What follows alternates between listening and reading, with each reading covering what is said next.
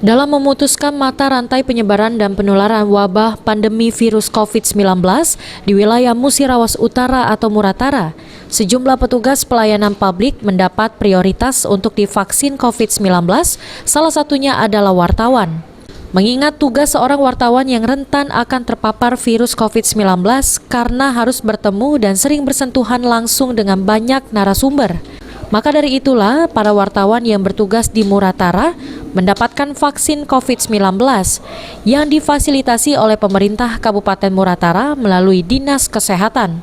Salah satu wartawan usai divaksin, Asmi, mengatakan hanya mengalami pegal-pegal sedikit saja saat divaksin. Kemudian ia menghimbau kepada teman lainnya jangan takut disuntik vaksin, karena vaksin merupakan salah satu upaya pemerintah kabupaten untuk memutuskan mata rantai di Indonesia. Kemudian mengingat tugas wartawan yang rentan akan tertular virus COVID-19 yang banyak bersentuhan langsung dengan banyak narasumber, maka sehingga perlu perlindungan. Gimana Pak perasaannya setelah disuntik vaksin? Alhamdulillah, lumayan tidak ada reaksi apa-apa, misalnya cuma ada rasa sakit. Maksudnya sedikit ya?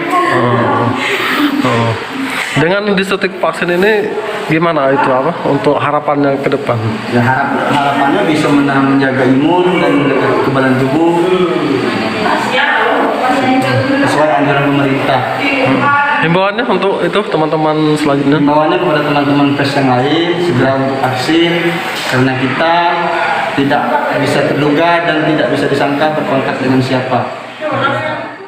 Sementara itu, Evi, bagian pendaftaran vaksinasi, mengungkapkan sampai saat ini ada 13 wartawan yang sudah divaksin dari total kurang lebih 35 orang dan akan dilanjutkan secara bertahap dalam sehari maksimal 10 orang. Wartawan hari ini ada 13. 13 ya? Gimana?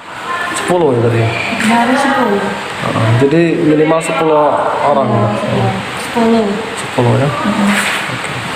Tidak, cuman paling ada yang ngantuk, terus ada yang nggak lapar, pegel-pegel ya.